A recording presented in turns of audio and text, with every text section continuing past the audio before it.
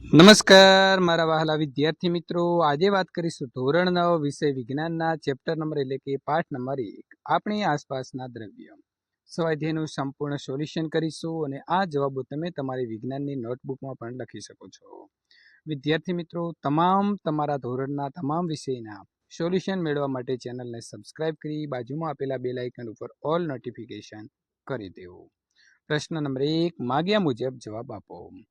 નીચે દર્શાવેલા તાપમાનને ડિગ્રી સેલ્સિયસ માપક્રમની અંદર ફેરવો। તો અહીં આપણને કેલ્વિનમાં આપેલા છે 293।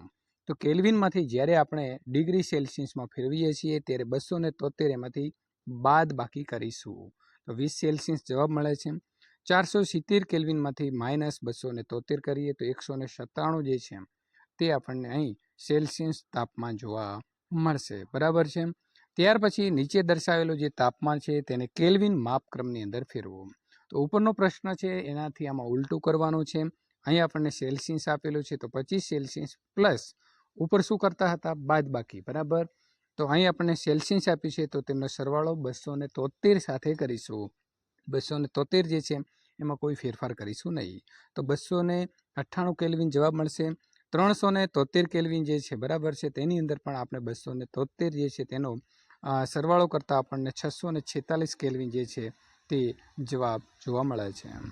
નીચે દર્શાવેલા અવલોકનો માટેના કારણ દર્શાવો। તો નેપ્થેલિન એટલે કે ડામરની જે ગોળી છે એ ગોળી સમય જતાં કોઈ પણ ઘન અવશેષ છોડ્યા વિના અદ્રશ્ય થઈ જાય છે, તો આનું આપણે કારણ દર્શાવવાનું છે। તો નેપ્થેલિનની જે ગોળી એટલે કે જે ડામરની ગોળી છે તે ઉદ્ધવપાતી પદાર્થ હોવાથી ઓરડાના તાપમાને તે ઘન અવસ્થામાંથી સીધું વાયુ અવસ્થાની અંદર રૂપાંતર પામે છે। આથી નેપ્થેલિનની ગોળી સમય જતાં કોઈ પણ અવશેષ છોડ્યા વિના તે અદ્રશ્ય થઈ જાય છે। આપણને અંતરની સુગંધ એટલે કે સુવાસ ઘણા લાંબા અંતર સુધી પણ આવે છે। તો કોઈ તમારે આજુબાજુમાં અંતર નાખીને આવશે તો તમને સીધો ખ્યાલ આવી જાય છે। તો કેવી રીતે? તો અંતર એ બાષ્પશીલ પ્રવાહી છે, તેથી તે હવાના અણુ સાથે ભળી જાય છે અને હવાના અણુ સાથે લાંબા અંતર સુધી ગતિ પણ તે કરે છે।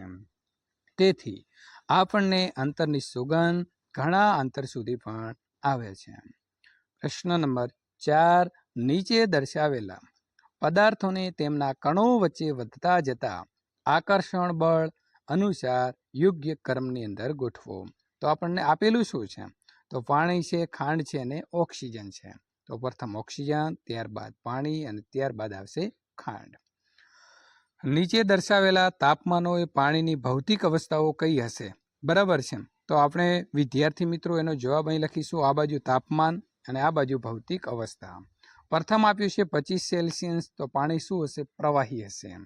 0 સેલ્સિયસ તાપમાન હશે ત્યારે પાણી ઘન અને પ્રવાહી સ્વરૂપે હશે અને જ્યારે 100 સેલ્સિયસ તાપમાન હશે ત્યારે પ્રવાહી અને વાયુ સ્વરૂપે પાણી જે છે તે અવસ્થા ધારણ કરી લેશે। નીચેનાની સત્યતા ચકાસવા માટે કારણ આપો। તો પાણી એ ઓરડાના તાપમાને પ્રવાહી સ્વરૂપમાં હોય છે। પાણીને ચોક્કસ આકાર કે કદ હોતો નથી। ઓરડાના તાપમાને પાણી સરળતાથી વહી શકે છે, આથી પાણી ઓરડાના તાપમાને પ્રવાહી સ્વરૂપમાં જોવા મળે છે। બી, લોખંડની તિજોરી ઓરડાના તાપમાને ઘન સ્વરૂપમાં હોય છે। તો લોખંડની તિજોરી ચોક્કસ આકાર અને કદ ધરાવે છે, તેથી સ્થળાંતર કરવું સહેલું નથી। તે કઠણ અને મજબૂત હોય છે, આથી લોખંડની તિજોરી ઓરડાના તાપમાને ઘન સ્વરૂપની અંદર હોય છે।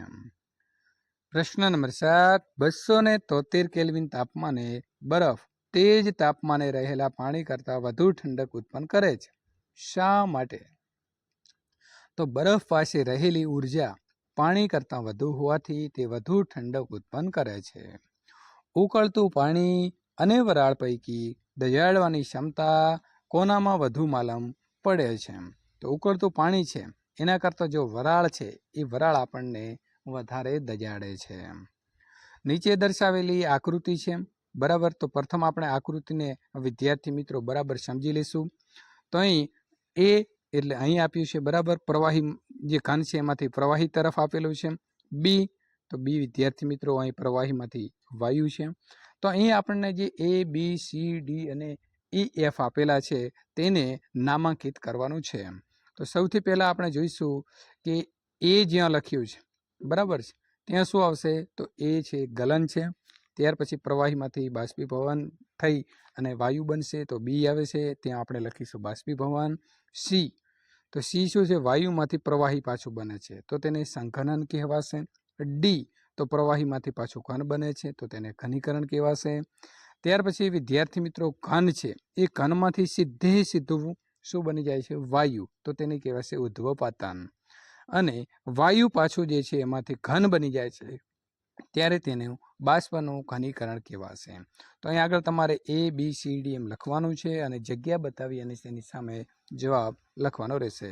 વિદ્યાર્થી મિત્રો તમારો સંપૂર્ણ તમે વિડીયો નિહાળવા બદલ તમારો ખૂબ ખૂબ આભાર. આ પ્રકારના વિડીયો જોવા માટે ચેનલને ખાસ સબસ્ક્રાઈબ કરી દેવી.